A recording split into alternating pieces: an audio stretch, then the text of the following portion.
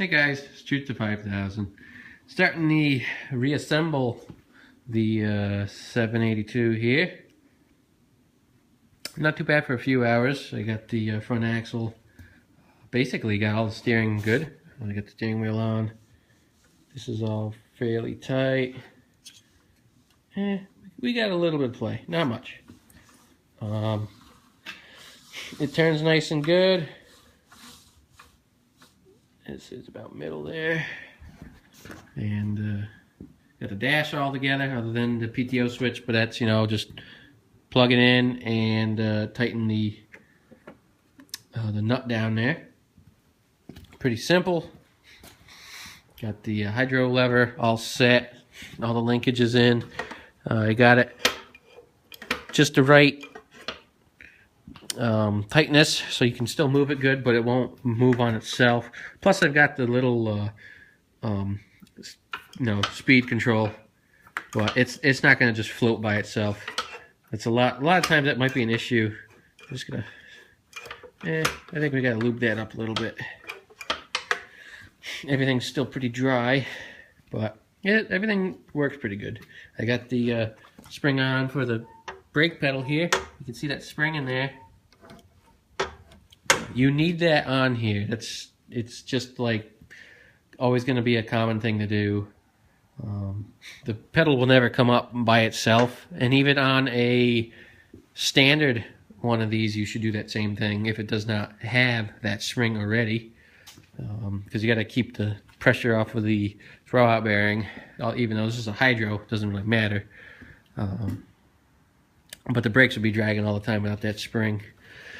I just got to hook up the I got to put the solenoid on the battery box and fender support.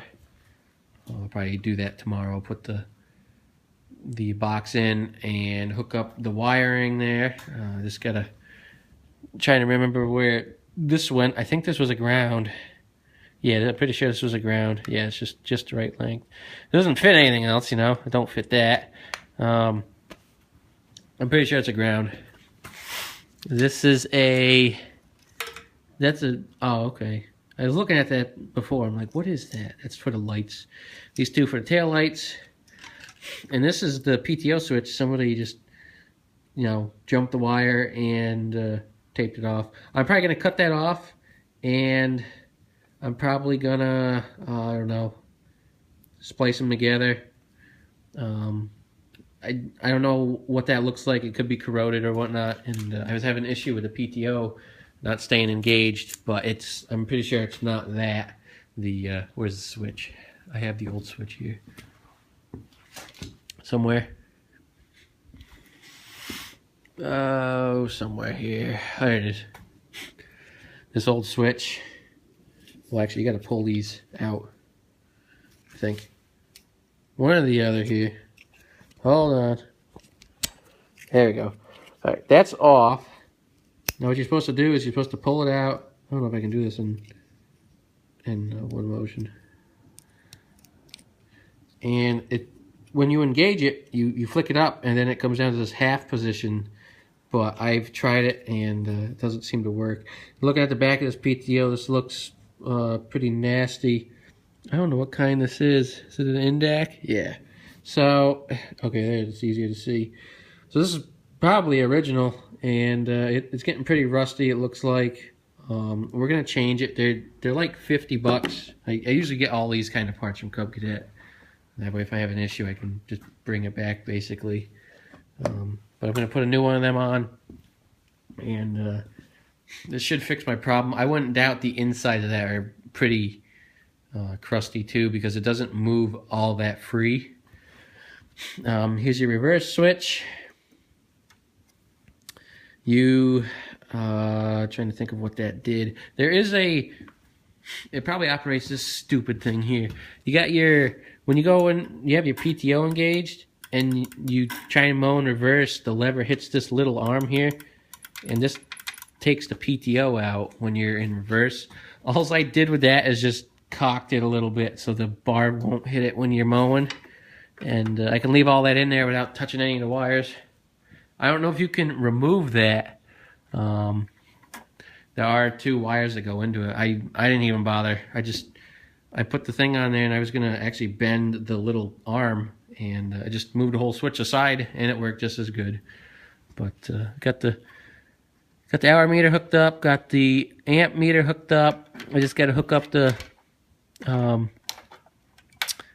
PTO switch, which is these 2 plugs, and I'll. It looks like they could. Oh, they got some cobwebs. Oh, those are blanks. I'll probably put some dielectric in there. And the last thing I gotta do is I gotta hook up a new fuse to the tower here. I actually, this is the fuse holder that was in here under the duct tape. I think the reason why I rewrapped it with duct tape is I couldn't get it in the tower, because when you have this valve assembly right here, you can't get to it, and it was impossible to put in. Now without that there, it's easy to do. So I'll probably wait to put that in. I'll put this one in here, because you can see there's this hole here is the other fuse hole is right there. And I gotta put the choke in. I bought a new one of those because the one that was on this doesn't seem to work. It gets stuck when you're trying to pull it, and that's a pain to work with when you're trying to choke it a little bit and you can't, and you got to either pull it all the way out or push it all the way in. So that didn't work. So I'm getting a new one of those, new PTO switch. What else do I gotta get? I think there's a couple other things here. Not much on the track itself. The mower deck, I need parts, but the track itself didn't need much. I was thinking of getting wheel bearings if they weren't too expensive. The ones that are in the wheels aren't bad.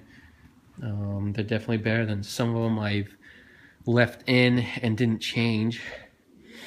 I did put new bolts.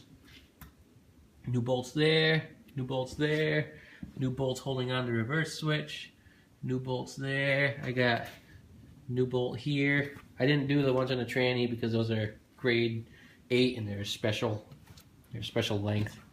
There's a new bolt there. I got new bolts holding on the black assembly for the brakes there. So this is one of them I've actually used new bolts in.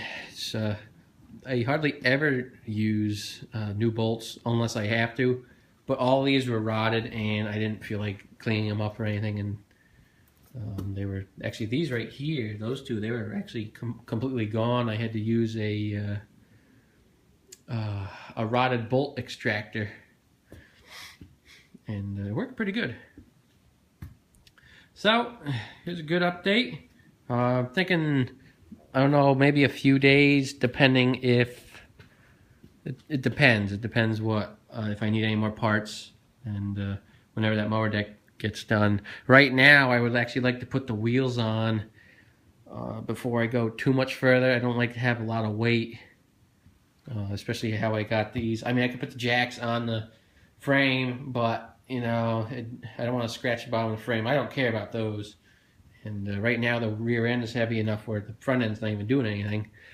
So I'd like to get the wheels on and put it on the ground, and then start putting the rest of the stuff on. I'm gonna put the gas tank holder, you know, the fender pan, and so on. I'd like to at least get the rear wheels on before I put the fender pan on. And let's see, I gotta do the hydraulic supply lines, just a few things. So, hope you guys enjoyed the update, and there'll be a few more videos, and hopefully you get to see this thing together and hear it run. Alright, I'll see you later.